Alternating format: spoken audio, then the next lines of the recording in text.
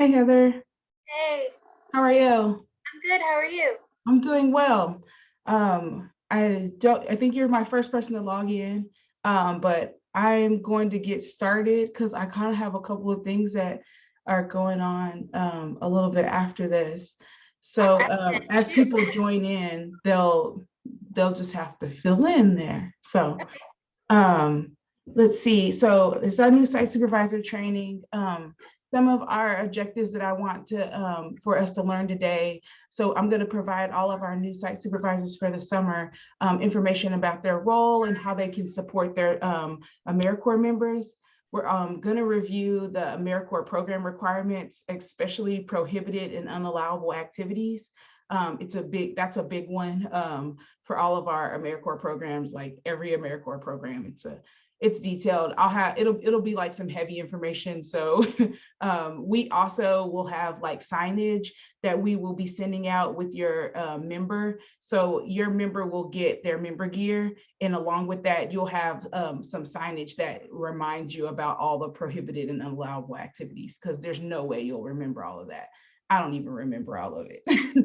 And then we'll talk about member management and performance, especially service hours requirements. That's a big deal for our summer members because it's such a short time period that we kind of got to stay on top of that. And then branding and messaging, as well as teleservice. Teleservice is kind of a new one for our state program. It was allowed when COVID started. So we'll talk about that. It's kind of started dwindling down. We don't have near as many members that are serving in that way, but it's something that's kind of stayed around because I think they recognized that there was a strong need for that. And like, we don't know what COVID's going to look like in our communities, coming in the future. And then you'll get an introduction to America Learns, and then I'll have some dates for you to remember as well. Let's see. So for the 2021, 2022 year, we have just a couple of like newer, I wouldn't say they're completely new because we had them last service year, but we have the virtual site supervisor and member orientation. So like just how I sent you the link where you can log into On3Learns, we also have trainings that are specifically for our members. So they'll be going through some virtual training that's self-directed, and then they'll also go through tomorrow is our new site. It's one of our new member trainings. Your member will be June 13th will be the training that she's going to be scheduled for, since she onboarded after that. And once she's cleared and everything, I'll send her Evite for all of that to her so that she can register and be ready for that. So as far as America Learns, the Impact Suite, it's a newer system for us. This is our second service year using it. That's where your members will report their time. And that's also where your members will be submitting their monthly reports. So I always try to give a good overview of that. You've probably already logged in and been able to look at that. But I'll give you a walkthrough on like how to approve a timesheet. I have a test member profile there, so you'll be able to get a walkthrough on how to do those things. Let's see, and then the member service plans and evaluations are also a part of America Learns. So like when you do an evaluation for your member, it won't be in a paper form, it'll be all in America Learns. So when it's ready and available, it'll go in your work basket. You'll be able to click on it and have like a meeting with your member to go through it with them online, and y'all will be able to submit it that way as well. Let's see. And then the learning community is also a really good tool that's in America Learns. So if a member ever has questions about resources or anything they need, we've been trying to build that up. We have a pretty good start on it. What's cool about the learning community though is our members are also able to contribute to the learning community. So through their service, if they find out about something interesting or something that they feel like other members might need to know about, or even like a resource that you guys provide in your area that you want other members and their clients to have access to, you're able to add that information in there and other members can see that immediately. All right, let's get into this heavy stuff. Let's review prohibited and unallowable activities. So first, we'll talk about prohibited activities. So as an AmeriCorps member, your members are not allowed to do many things. Some of it's kind of like common sense things, and a lot of them are things that your site probably isn't allowed to do as well. As a nonprofit, some of these things are also covered depending on what type of nonprofit you're at and our members serve at. So attempting to influence legislation, organizing or engaging in protests, petitions, boycotts, or strikes, assisting, promoting, or deterring any type of union organizing, impairing existing contracts for services or for collective bargaining agreements, engaging in partisan political activities or any other activity designated to influence the outcome of an election to any type of public office, participating in or endorsing events or activities that are likely to include advocacy or for or against any type of political parties, engaging in religious instruction, conducting worship services, providing instruction as a part of a program that includes mandatory religious instruction or worship, providing direct benefit to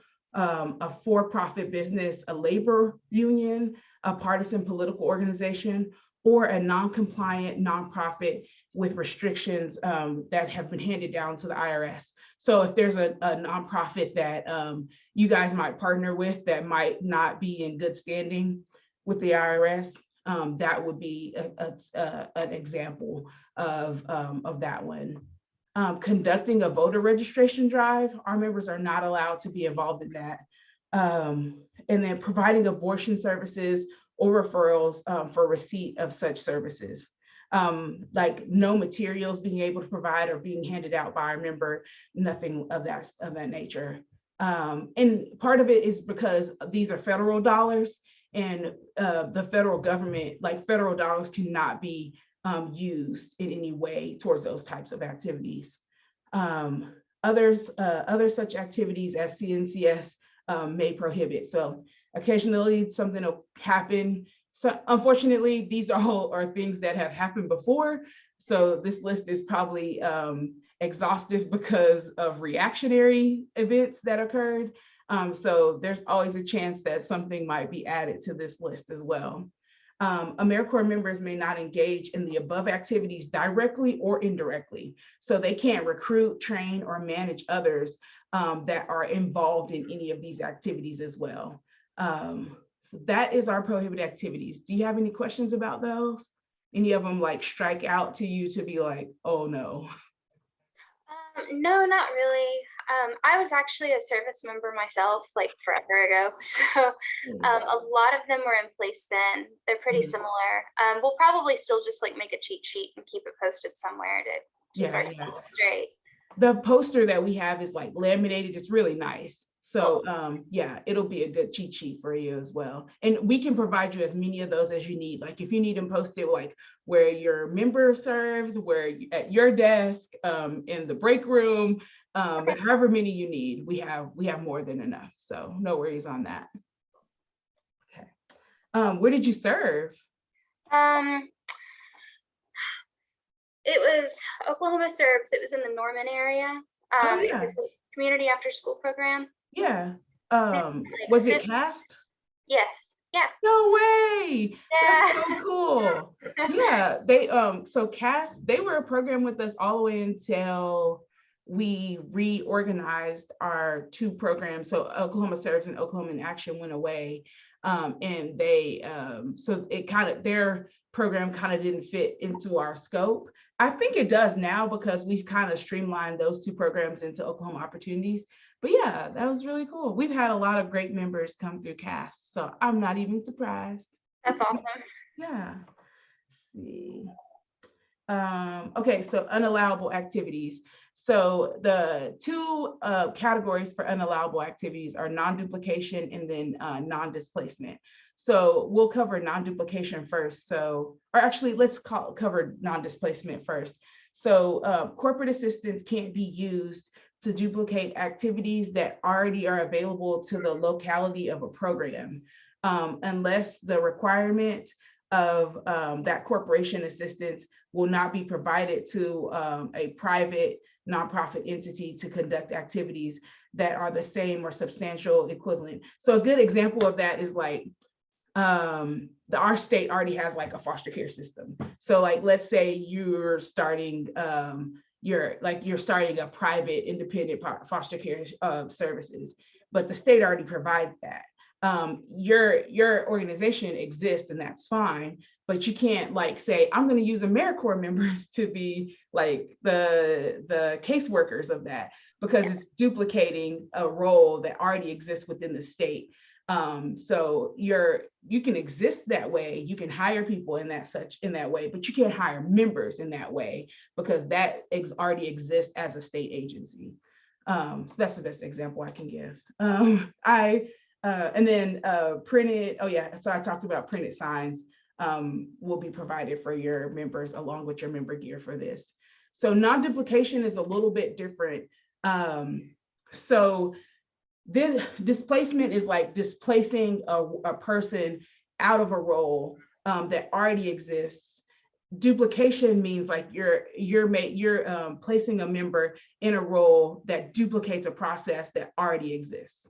So an employer may not displace an employee or a position.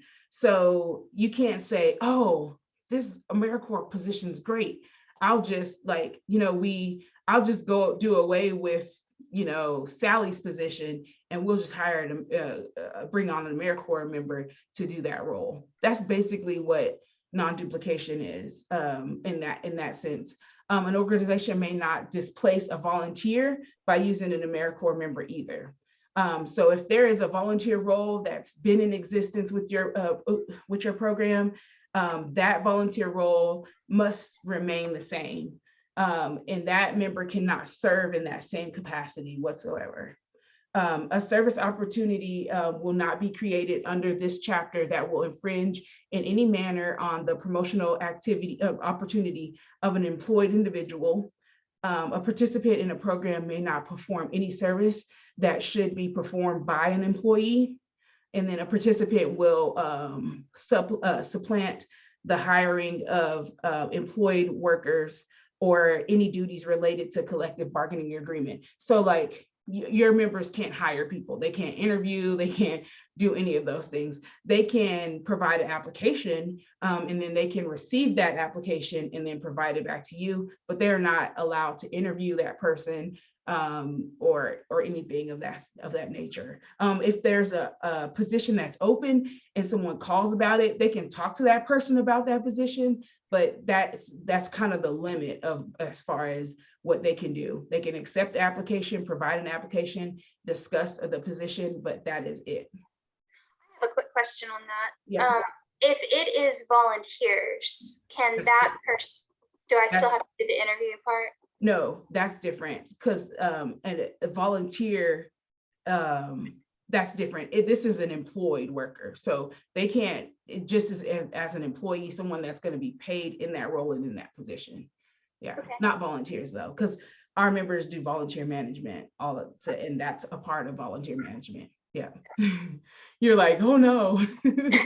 Yeah. A participant may not perform services that have been performed by a present, recently resigned, time reduced, on leave or extended leave, on strike or locked out employee. So any member that's placed in that role, if they're going to be doing any part of those people's roles, they're not allowed to. So like, if the best example is like we've had members in place where somebody's on maternity leave and they're like, oh, we'll just let her absorb some of that role while that person's on leave for like 6 weeks or 8 weeks or however long. That is not allowed. that member can't absorb any part of that person's role.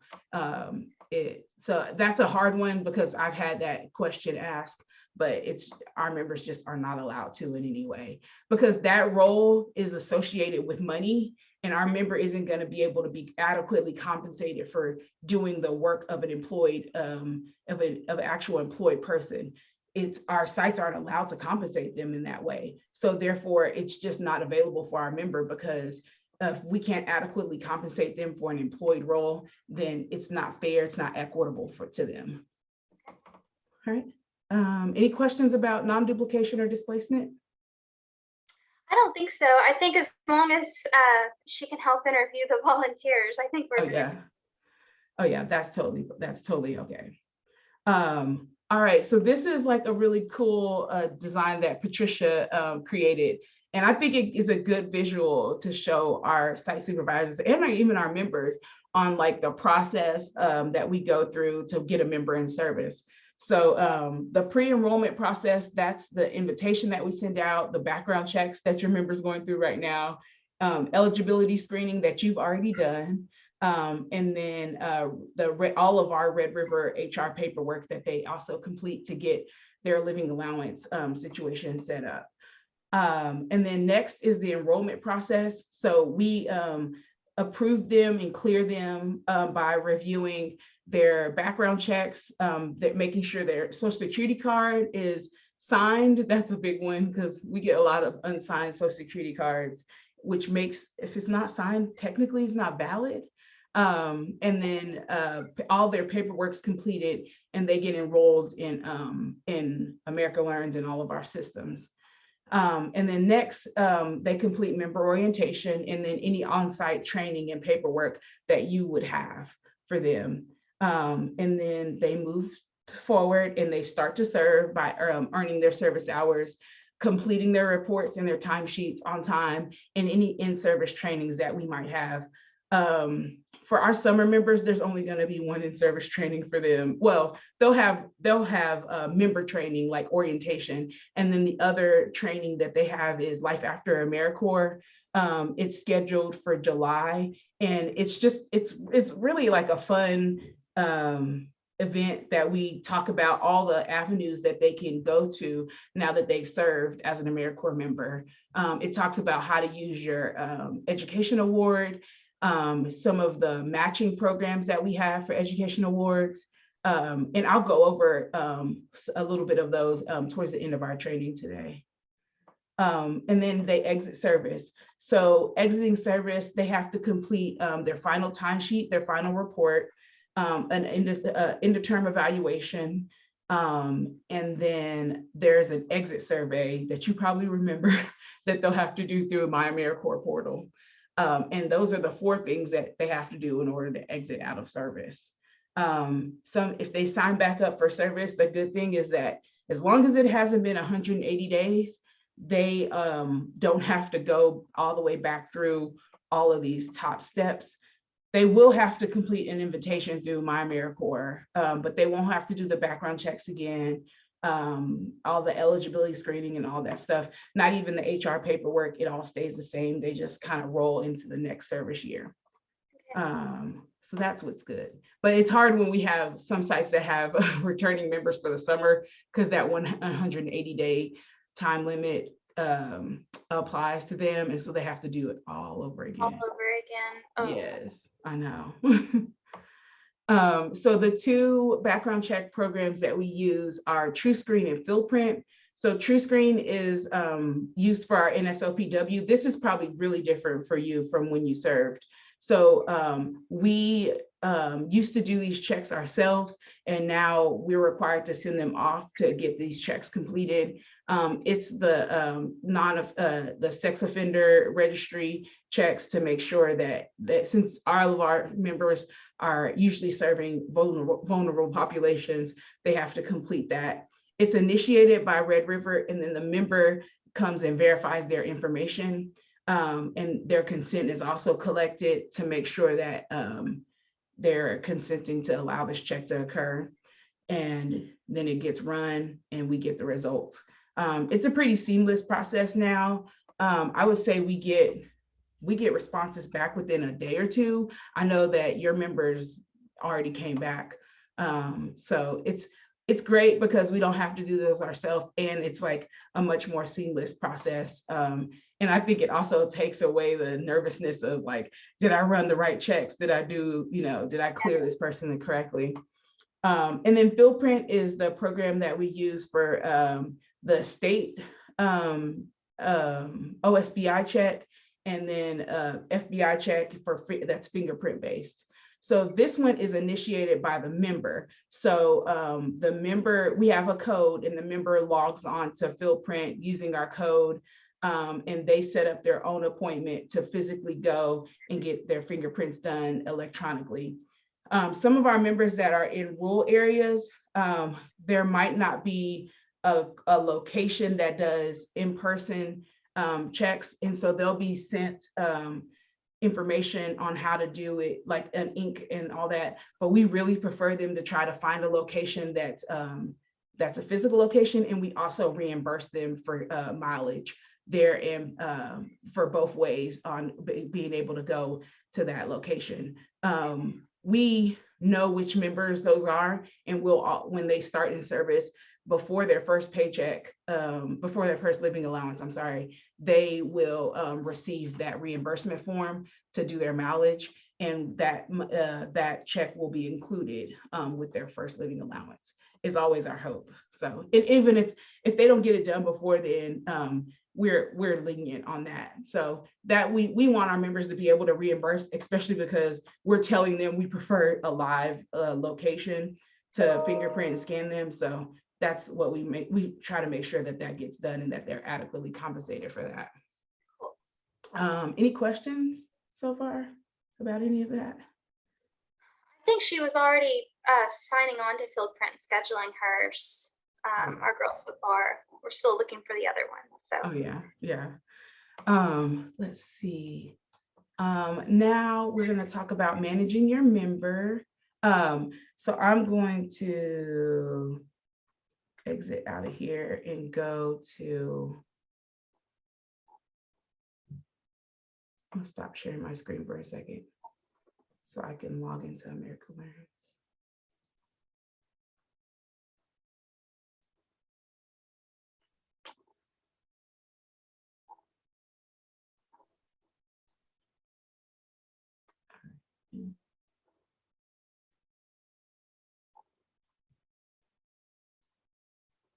All right, so this is the homepage for America Learns. I have it's like a fake site supervisor login page. So I'm logged in that way. So this is what you'll see when you first log into America Learns. One of the best, like the main area where I would say most people are going to work out of is this Action Center area. So when you click on that Action Center button, it'll give you all your tasks. So this is my member, his name is Tommy Test Member, and this is where you would see all of your timesheets or reports that they would submit to you. So anything that needs your response is always going to be in the Action Center. It's like the fastest way to access things. There's other ways to access those things too, but I would like to tell our site supervisors that, because I know you guys have many other hats that you wear and other tasks that you're doing. So that's the easiest way. But also when your member submits a report or a timesheet, it's always going to come to your email that's associated with your America Learns account. So that is another way, because if you just click on that link, it'll take you directly to what you need to do. So if Kimberly submits a timesheet, it's going to email you and say your member submitted a timesheet for you to review. You click on that link, it takes you right to the timesheet, opens it up, and then you'll be able to view her time, scroll down and submit. It's the easiest way, honestly. As far as member management goes,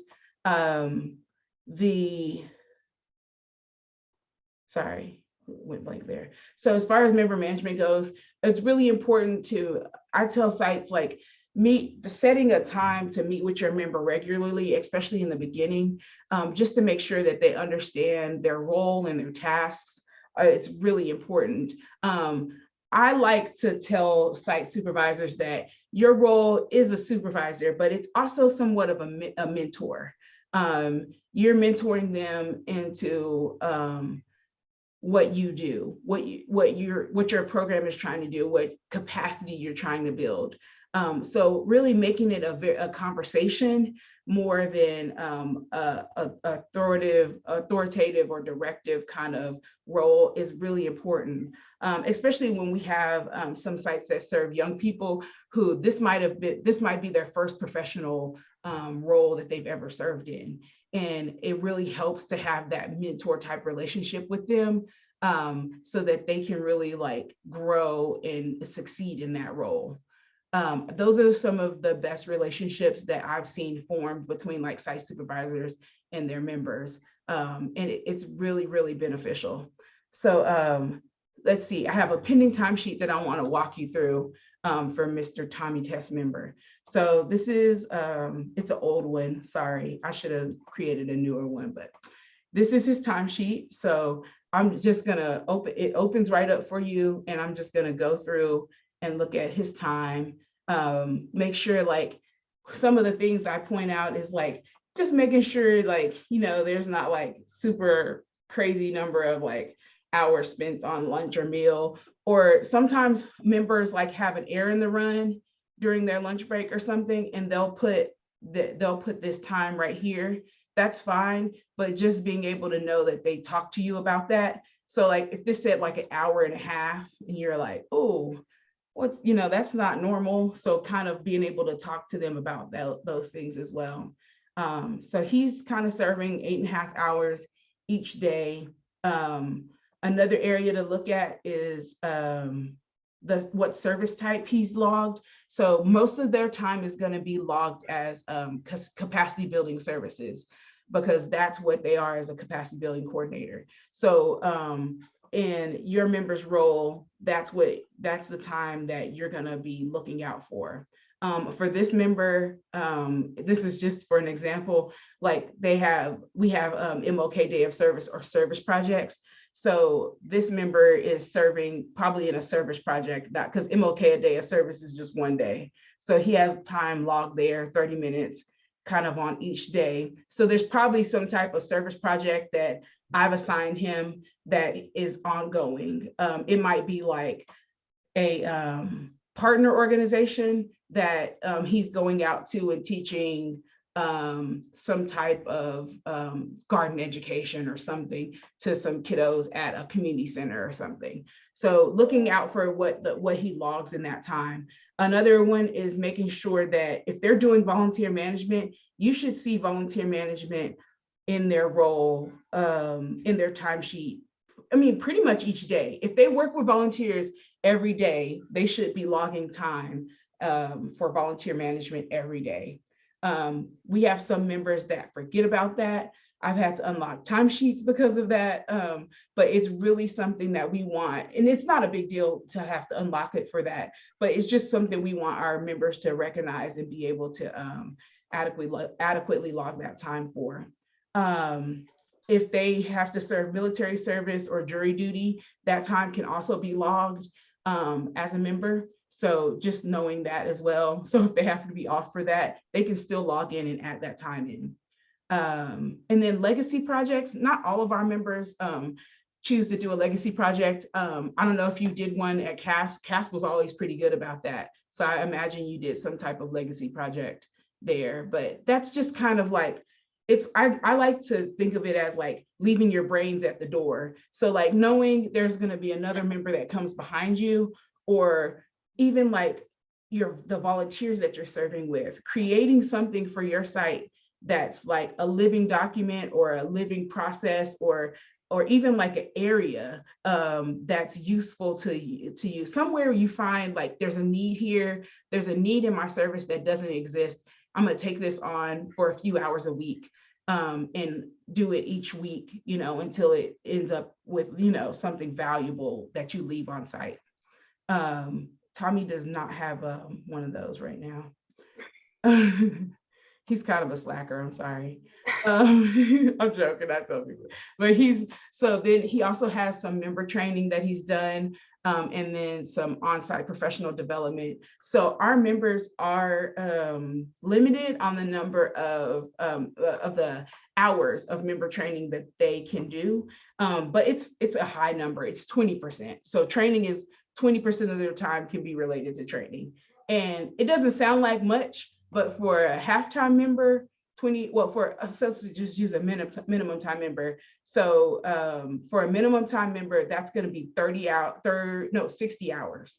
So 20% of their time in training will be 60 hours. And like, there's no way most sites are going to have 60 hours worth of training through that, summer member position. So it sounds like a small amount, but it's actually quite a bit. And the same thing with fundraising.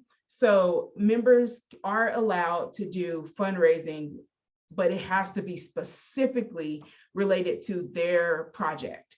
So let's say you guys, let's just say like your member wants to do a book drive. So like at the end of the summer, they can send like 10 books home with every child that's gone through your literacy program. So and like, let's say they say, I really want these books to be brand new. I found this organization that'll send like boxes of books, and I want to raise money to be able to purchase 10 boxes of this. So they would write all of that out. We have a fundraising form, explain what their project is, and we'd approve it, and then they're able to do fundraising related to that.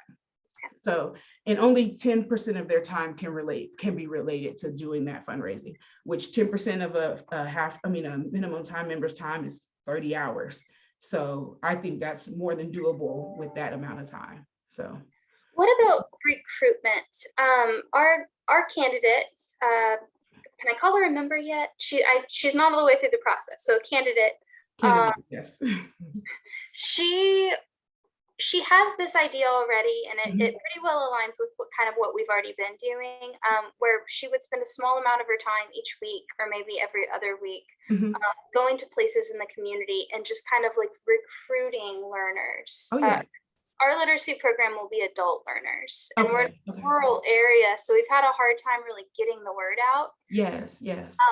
Is that okay if she Yeah. spends her time doing recruitment? Oh, yeah. And I would say that's capacity building, because she's building the capacity for that program. Like that program doesn't build capacity if you don't have people going through that program. So that's totally, yeah, that's what she's there for. That's part of the program. I mean, I think it's kind of impossible to put somebody in place and just have people come to them. I don't know very many projects right now where the need is so great that they're like, I need a person because I have this great need. I wish it was like that. And in I would say actually food resources, like that's the only time I ever see like we already have the clientele. We just need somebody to be able to manage it. So but that's rare. And that's just because the need is so great in that area. So yeah, that's totally appropriate in that role. And then, I mean, if you find that there's a greater number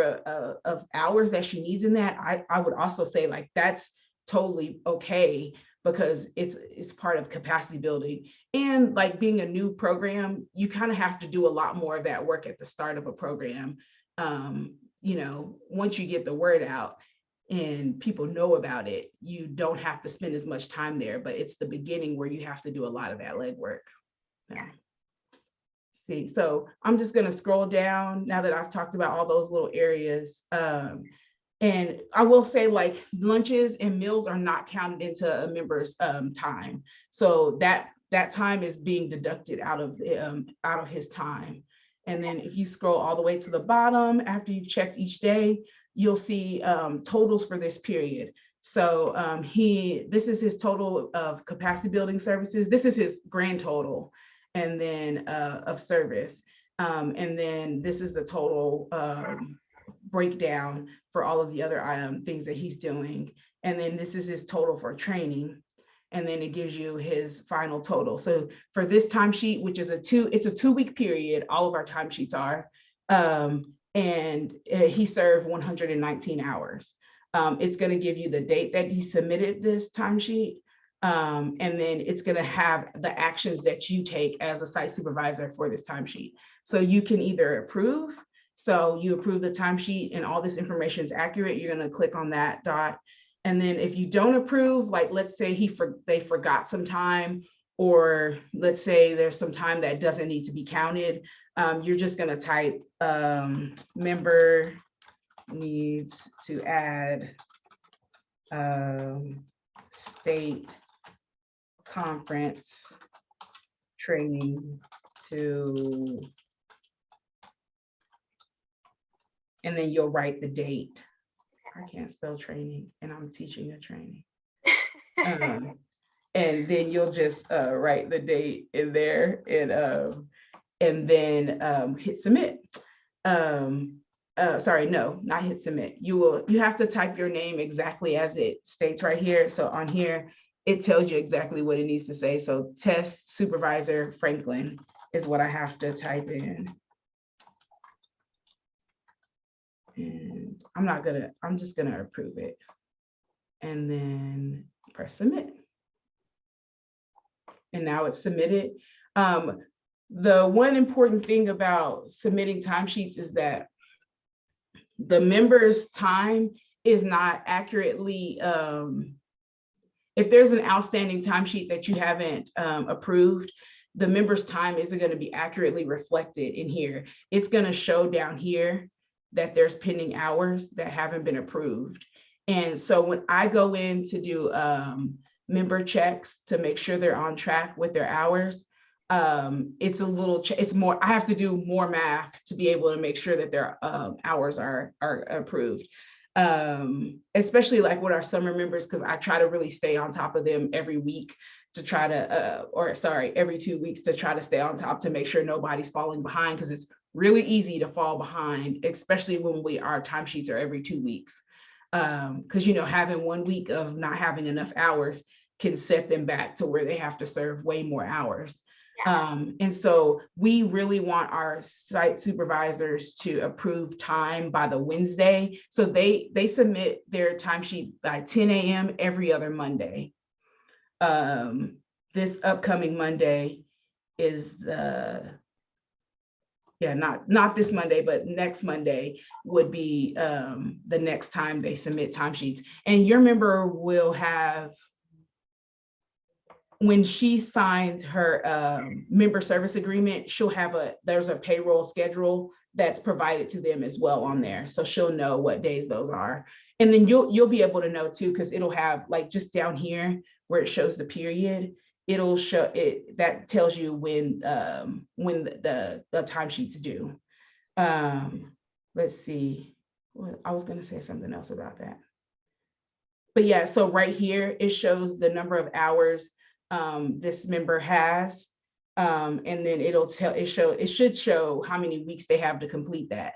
So it might say like they have 300 hours and they have 15 weeks to complete those hours. And then it'll show what their average needed to complete their hours is weekly, which is different from the hours that they've been serving per timesheet. So this number right here, average per timesheet, and this number need to match. So the number of hours that they've been serving, if this number is lower than this number, they're kind of in trouble. Our threshold is 2 hours. So if they're 2 hours behind, if there's a 2-hour difference between these two, especially at this point in the service year, we really want to, we're going to be reaching out to them and you saying like, we need you to up your hours to this many hours so that you're able to stay on track to be able to receive your education award. That's the biggest thing, is that their service hours are tied to their education award. They cannot receive their education award if they don't complete their hours. But also it's part of their service requirement too. It's what they signed on for, and that's what your site needs. You need those 300 hours to make this program grow to what you want it to become. So that's that. Let me see. I'm going to next show you a timesheet. So let me go back to my mission control in my action center. So this one, I'll show you this timesheet here. I mean, this report here. So, oh, no, that is not it. Oh, I think it's this one. Yes, no. Oh, I know what I'm doing. So when you go to review a report, well, most of the time you're going to click on the link. You're not going to necessarily look in the Action Center.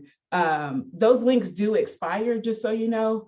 I think it's 48 hours that link kind of stops working. So then you'll have to log in and do it this way through your Action Center. So you're going to go to, because timesheets is always going to be what shows first. And then I'm going to go to this view individual progress report data. And then I'm going to select, let's look at this. I think this November report is a little bit better, the dummy report that we created. So this is the report for Tommy. So this is the way you're going to view the reports. So all the information that they've entered on the report is going to be here. The areas that are like important, or that we like our members to be, our site supervisors to review, are a lot of the data, the numbers. So you're going to go through and look at that and just look at the report and make sure like those numbers are all correct and agree. For your members' first report, we do think it's very helpful for the site supervisors to sit down with them and help them complete that first report. It really helps them understand, and you understand what we're asking for them to be able to report. And it helps you get an understanding of the reporting as well. If you see something that needs a revision or an edit, you're going to click this button here to be able to provide that feedback to your member.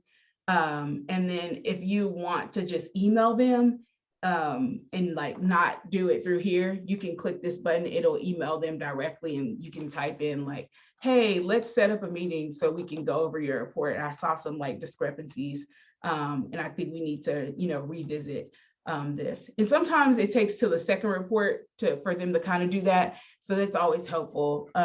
Your member is going to only have 3 reports. June, July, August. Yes, your member's only going to have 3 reports to submit. So you might do it with all three times, go through it and do it with her.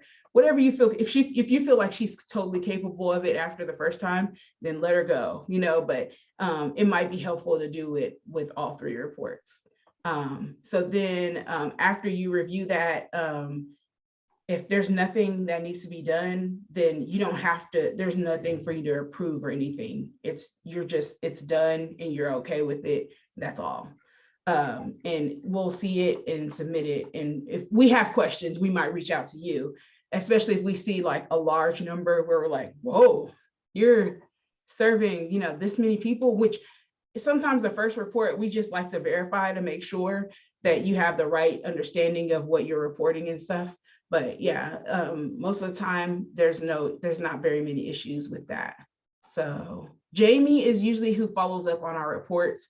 So that's who you would probably be reaching out to you if there was ever any issues, or she just needs to verify data on your report. Any questions about this? I don't think so. It's pretty simple.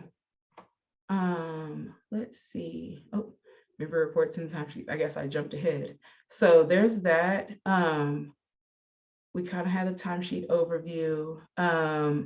So members submit timesheets bi-weekly. So they're due the 10th of, at 10 a.m. on every other Monday. And then reports are to be submitted by the 5th of every month. So like for June, the June report is going to be due on July 5th. So it's the 5th following that month. And then supervisors are asked to review and approve those by the 10th of every month. Some supervisors go in and they do the edit thing, and they'll just type supervisor agrees with this report, or supervisor has reviewed this report. You don't have to do that. But if that's what you prefer to do, you can. And if you do that, just use this edit revisions and feedback button.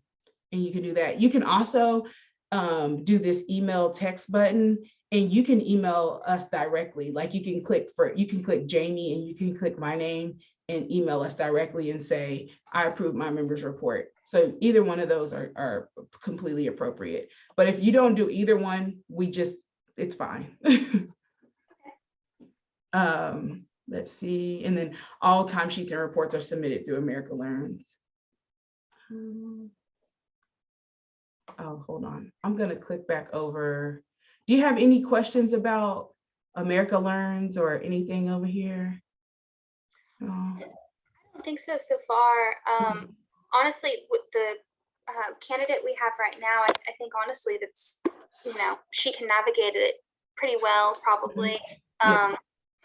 And I feel totally capable teaching if we, once we bring somebody else on board. I feel pretty comfortable teaching it. So yeah, we're pretty we like America Learns a lot, like especially compared to Encore. You probably had to use Encore. Probably. Yeah, and Encore is like, it's a little bit dated. It doesn't have as much usability as America Learns does. And we also have really great support with America Learns. So we have an assigned database administrator that we meet with regularly about issues and stuff. So the support piece on it is really good as well. So if you ever have any questions about something that's not functioning right that way, let us know, because we can always reach out to our database administrator. Okay. Let's see. Now I'm going to stop sharing and then share my PowerPoint screen.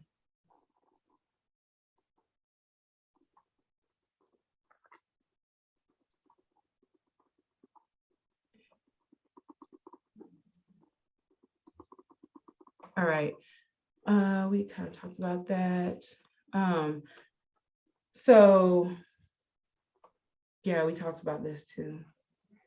Yeah. See, I get ahead of myself every time.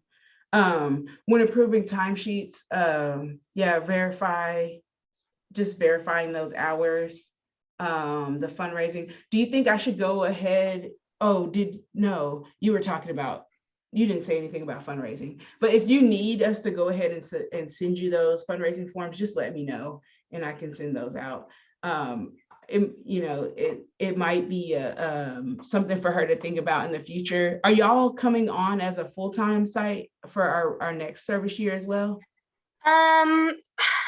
It's really undecided. I definitely want to. We are. Yeah, you were the one that had the funding thing going on. Yes. Well, it's a charitable trust, and so if I can, I have to hit goals to get my state funding, and then I have to be able to prove that I'm hitting goals to get that charitable trust to, say they'll match funds. Gotcha. So, it all works. It all works. So I will tell you, we after we onboard all of our sites that get approved for our regular term, we typically still have open slots available. So if you end up having to apply at a later date to get somebody onboarded, that's totally possible as well. So we typically have a number of slots available still. So no worries about that. And it's a little easier once you've already been a site with us for a board approval as well. So let's see. I did not update this for minimum time members. So these are our member target quarterly goals for our different slot types for our regular term. Obviously, for your member, they're gonna need to hit monthly goals of 100 hours each month to be able to stay on track till the end of their service. And technically, it's 10 weeks, so that's about 30 hours a week. Am I saying that right? Yes. So it's about 30 hours a week that Kimberly's gonna have to serve. I apologize. I should have deleted this one. If a member gets behind on their time, or if they know, like, for example, it's the summer and we know people have summer plans, especially because travel is actually more possible and safe this year.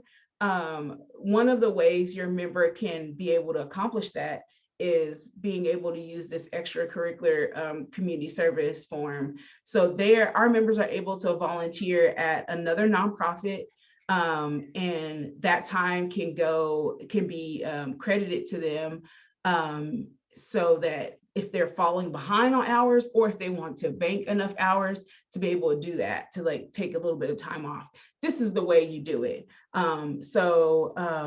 This form is filled out by the member, the site supervisor, and then you approve it. So you'd sign off on it down here, and then the member would go to that site, serve those hours, and have somebody at that organization sign off on the bottom part of the form. So it must be verified by agency representative where the member completed those hours. These hours are completely separate from AmeriCorps Days of Service. So this is like just, going animal shelter or, any other nonprofit, they're able to go there and do that. AmeriCorps members must also complete the service description form, so that describes what they did while serving community service. And then once it's complete, they send that back to me, and then I call and verify those hours.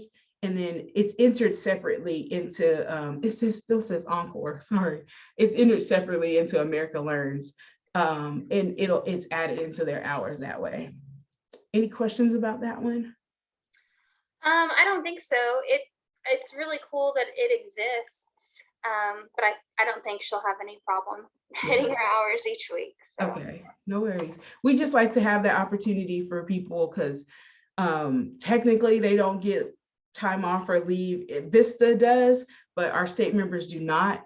And so it was a way for us to be able to add some kind of benefit to members, to be able to, like, so that they don't feel so restricted in being able to be off or be able to go somewhere and do something. So member reports, we kind of already went through this, but members complete reports in America Learns. You may be required to submit some supporting documentation.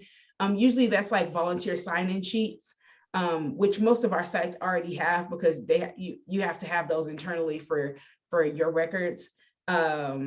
Especially in this role, that's the typical type of supporting documentation that we would request, and those can be uploaded to the members report directly. There are four different types of there are four upload areas in the members report that they can use to upload any type of supporting document. They can also upload pictures there. Anything they would like, they can upload there, and we're able to review those with our reports. And we encourage them to upload like kind of fun stuff too, so that when we're reviewing all of that, we're really being able to see the members' impact. Information members will report each month will be determined by their position and service activities in the reporting period. Members will be required to submit outstanding reports before they can submit their next timesheet. So our reports are tied to timesheets. So if there's a report during that timesheet period that went missing, they will be able to log in and save their time, but they will not be able to submit their timesheet. So they'll be directed to go and submit that report before they can submit their timesheet. It's really, our reports are really important to our program, to our funding to be able to provide the grants so that they can do what they do. So that's why we chose to do that. Typically, that isn't something that that our members deal with, but honestly, it has helped and improved our reporting greatly. And it's just the mechanism. We're not trying to be punitive. We're just trying to hold our members accountable for what they signed up for. Approving reports, check to ensure that numbers are accurate and reasonable. Make sure members are submitting the correct report. Double check the report's accuracy that it reflects the member's service during that period. Because sometimes since, like we've had members that included the days, because some members, like their site has like an internal system that counts things.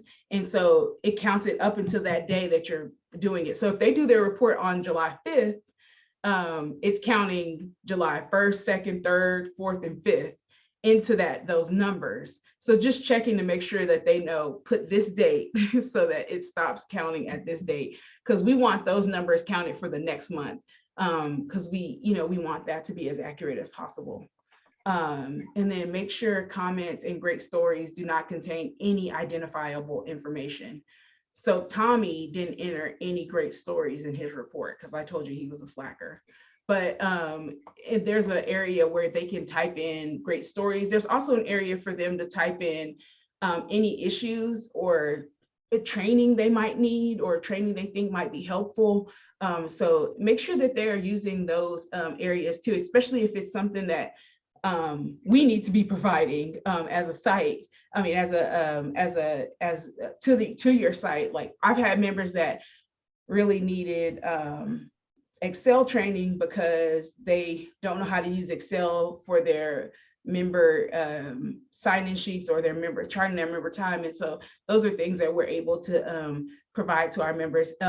If they need a computer, a tablet, sorry, we have tablets available for our members to be able to check out. We also have, when we had a Healthy Futures program, we have these mobile meal kits where they can like cook like with members, with clients to be able to like cook a meal and do a healthy eating kind of thing. So they can check out that whole kitchen kit. It's humongous, has tons of stuff in there. So anything like that they might want to be able to do to provide to their community, just check with us and we probably are able to have it or provide it. Memory sticks, like if they need a memory card or anything like that, we have those things as well. So they can always type those things into the report. We check the reports regularly, so we'll be able to respond to them and that way and get those to them. Let's see. Timesheets and reports must be submitted on time for members to receive their living allowance payments. All right, branding and messaging. Let's see. So identifying your organization as a host site, at a minimum, we ask that on the front door of your organization that you have, AmeriCorps member serves here. We have those for you. They're going to also be provided with your member gear. They're just like little cling labels where they're easy to stick and unstick. And then we also have like a larger 8x11 signage as well, that you can put on the next page, on the next slide, you'll see like some examples of what people have done. We ask that it be in like a reception area also. And then at the member service site, so like their office, their classroom, or the volunteer center that they use to teach the literacy classes. And then there's always that bonus of you being able to create your own signage that's beyond what any national service provider provides. We call that the wow factor. And I have some examples here. So this is one of our sites that framed it. It's a very it's Sharing Tree. And I say like Sharing Tree is like one of the most premier like food resource centers ever because everything's so well organized. Like the shelving, it's just pretty. Like if for somebody seeking resources, like to be able to go there, it feels like you're going into like a luxury, like a Whole Foods or something. Like I really love the way they organize things. So they wanted to make sure that what we are requiring of them looks really nice too and goes along with their aesthetic. And that's what they did. And then this is one of our members' office, and they didn't like that people walk by, like where their client sits is like facing the door. And so people walking by always like look in. And so she covered it up with all AmeriCorps stuff. And so that their client wouldn't feel like distracted or like, looked upon or checked on or something. So it was really cool too. So those are some of our like little wow factors that we've noticed. Any questions about the signage that you'll have to have? We'll provide all of it. Okay. Yeah. And then identifying the AmeriCorps member. So your AmeriCorps member, we ask that they wear their A every day. It isn't a helpful suggestion, it's a requirement of our grant. And these are the things that your member will receive so that they're able to wear their A every day. So they'll get a hoodie, a t-shirt, a lanyard, a bag, and then a lapel pin that they can wear like on a cardigan or on a t-shirt that they have of their own. And they'll also have an AmeriCorps name tag that they can always wear. They can either wear that name tag on a lanyard, or we also have like the little badge pins that you click in that has like the retractable string, so they can wear that there as well. We have patches as well that they can iron on to anything. Like we've had members that have hats, kind of like your hat, to where they can just iron it on to the hat. And then if they wear a hat all the time, we have a member that serves at a horse ranch, a therapeutic horse riding center, and he wears a hat all the time, and he has like different types of hats with the A on there. So it's pretty cool. So they are able to create their own. If they ever need more items or anything like that, just reach out and let us know. We do have some like old stuff from other past service years. I know one of our sites is a film education center, and they had to wear white shirts. And we have these white polos that have our old logo on it. And so we have stuff like that in storage that we're always able to pull. So any questions about that? No, I don't think so. Okay. Okay, so AmeriCorps members should be clearly identified in their email signature. So it should say Kimberly, what is her last name? England, AmeriCorps capacity building AmeriCorps member, Bristow, right? I always get big Bristow Public Library. So, just making sure that she identifies her position title and then and as an AmeriCorps member. So whatever position title you provide her, add AmeriCorps member onto there. And then if they have business cards, it should say the same. If you guys provide them business cards, it should have that on there as well. Any presentation that they provide, they should also present themselves as an AmeriCorps member, and also have like the wearing their A as they do those presentations as well. And then when they talk about AmeriCorps, AmeriCorps members and site supervisors should be able to like intelligently answer questions about AmeriCorps after training. Encourage your members to read the Talk About AmeriCorps handouts their first week of service. It's in our member handbook that she'll be emailed once she clears everything. She'll be emailed the handbook. And so just have them read that. I think reading that really, it has a really good description of what AmeriCorps is and how to describe it to others. And so that's probably a really good thing to read at the beginning, so that when when they're talking about their new role to others, people can really understand what it means to be an AmeriCorps member.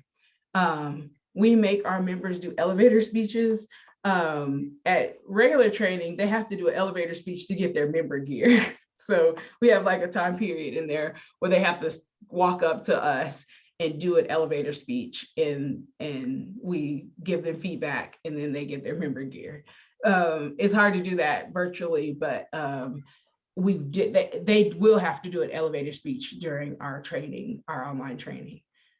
So members are asked to create an elevator speech at their training, and they give give the elevator speech. We also encourage our site supervisors to challenge them to give their elevator speech after they've been through training. So that might be something you just like pop out. We tell them so they know it's coming.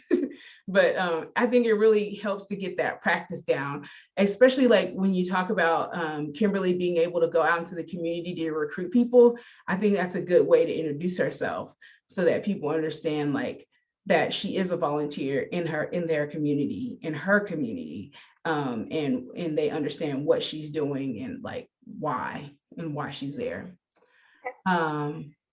And then remember, it's AmeriCorps, not AmeriCorps. We get that a lot. So just remember, it's AmeriCorps. I don't correct people on that, but it's funny.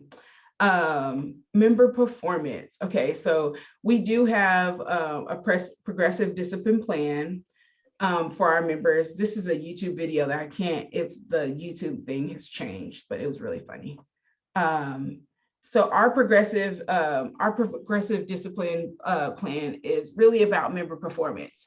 So it's a graduated process that we use to ensure that we're handling all of our member issues appropriately. And we gradually step up the process of being able to handle those. We provide members the time and the feedback to be able to correct any of those issues that they might be going through. When requesting that a member be dismissed, this process really needs to be followed before Red River is able to consider proceeding with the dismissal. So if a site comes to us and asks about dismissing a member from service and there hasn't been like they haven't followed this progressive discipline plan, it renders us unable to be able to proceed with that.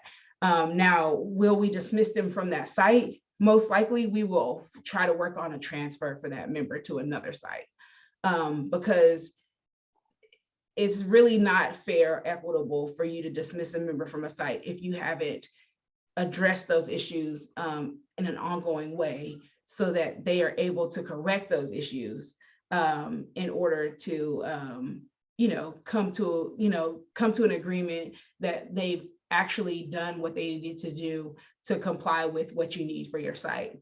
I will say this is not something that happens often, but it happens enough to where we've had to create this plan, because as an intermediary, it's difficult because we don't always get the communication that we need in order to make the decisions that we need to make on their behalf when they're asking about dismissing a member.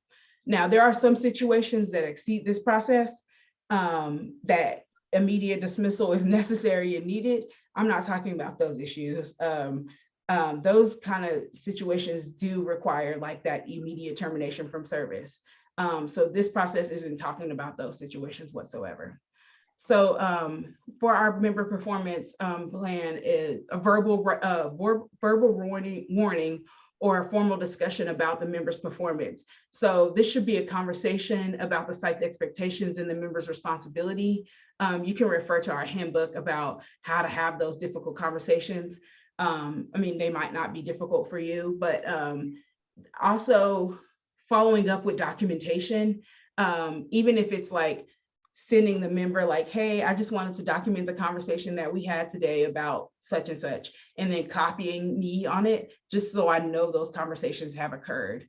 If you feel like that might evade the trust in your member, like adding me in on that, you're more than welcome to call or just send me a separate email.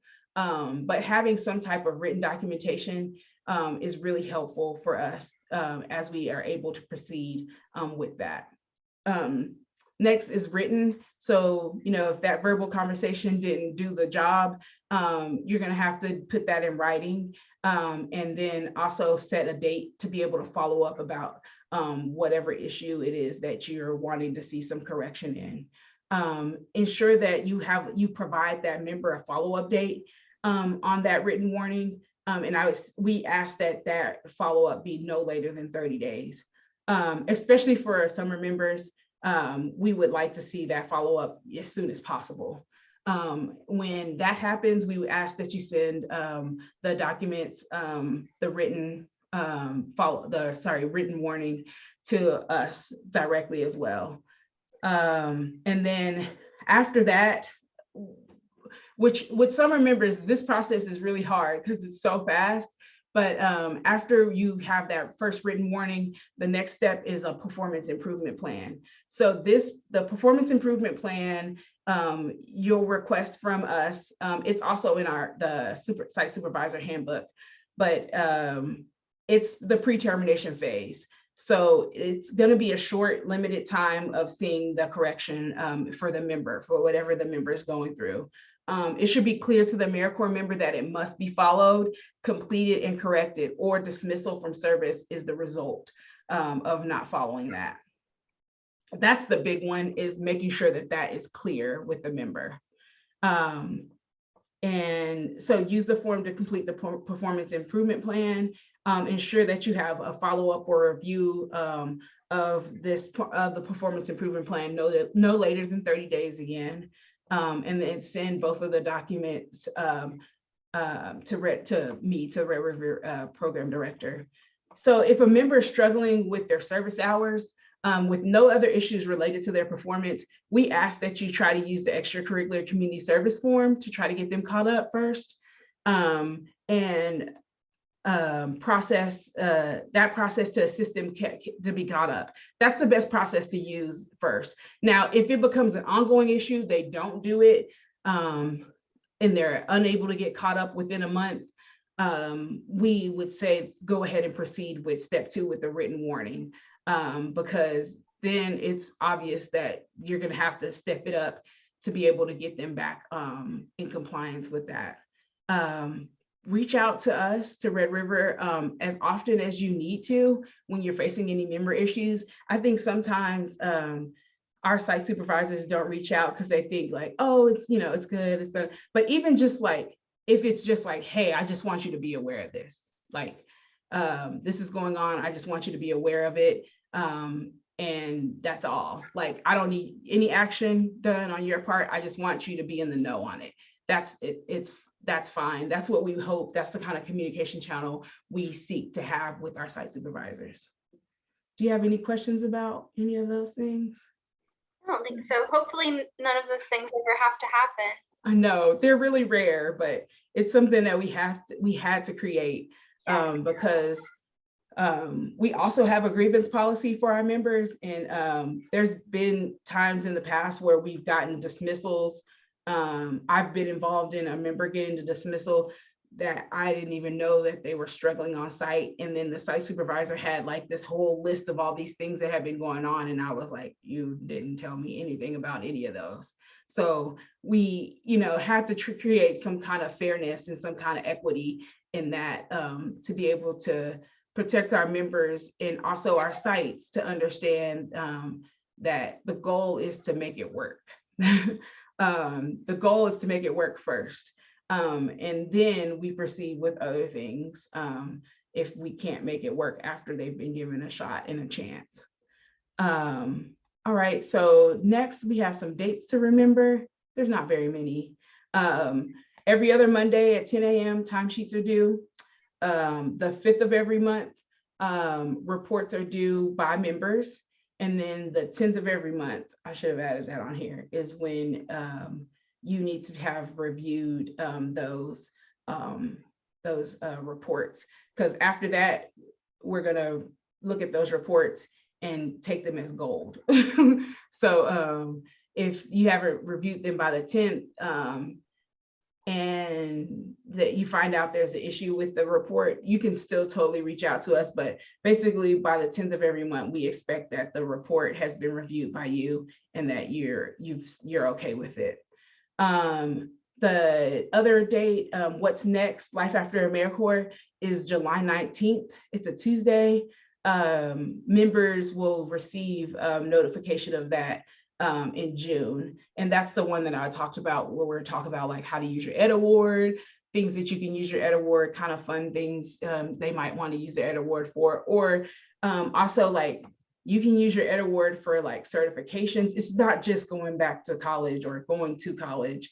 And even for our younger members, they're able to use their Ed Award to help pay for applications for college, as well as ACT testing or SAT testing.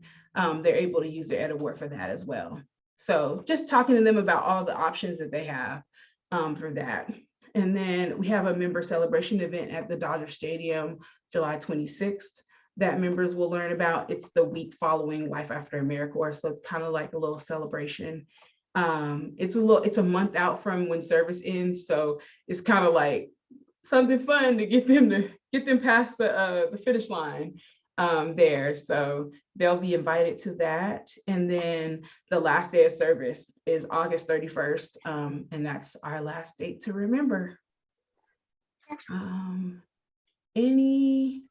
Site supervisor handbook. I think I've sent that out to you. So yeah, you have that. It's also in America Learns. It's in our learning community as well. Oh, I don't think I showed you the learning community. Do you have any questions for me? And I think so. I'll show you the learning community right quick. I have reached out to some other avenues to find an ESL instructor. That's really kind of just my biggest concern right now is finding a candidate for that role. Okay, I'll write that down too. Try to think about some other avenues that I might know of. I have a couple of friends that are nonprofit consultants in the Tulsa area.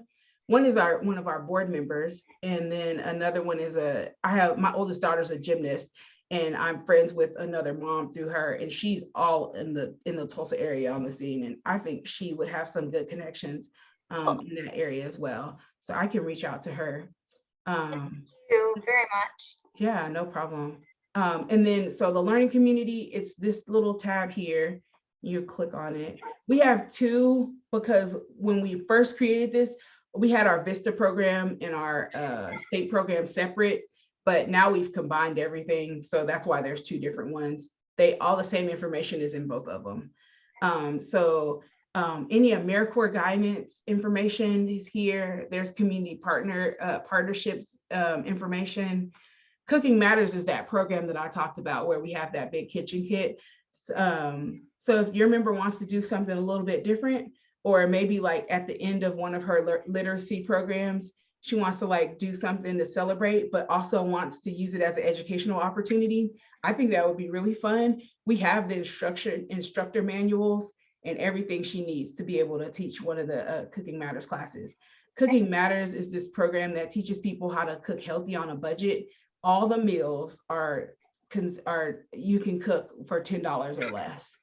So we also have funding to be able to provide gift cards for her to be able to buy all of the food for those cooking lessons. So yeah, feel free to be able to check those out and everything too. Data collection, if they need any extra help with learning about collecting data and all of that is there. But yeah, there's all this. And like I said, you're able to add anything you want to in here as well. So some of our members, there's an easy way to add it too. When they do their report, if they have like helpful information, when they add something, they'll say, do you want this to be added to the learning community? And they can click yes, and it automatically gets added to the learning community. So yeah, that's that. I know I really love that feature. It was fun building it too. Me, Patricia, and Jamie all helped build some part of it. And that was really fun too, because I was like, oh, but it was hard to get like the topics down because we were just like throwing all kinds of things out there. But that's all I have. Okay. Yeah, thanks for logging in. And I guess if you have any questions, just reach out. And I'm excited to get your member started. Cool. I'm excited to get going too. Thanks for meeting with me today. No problem. Thank you. All right, bye.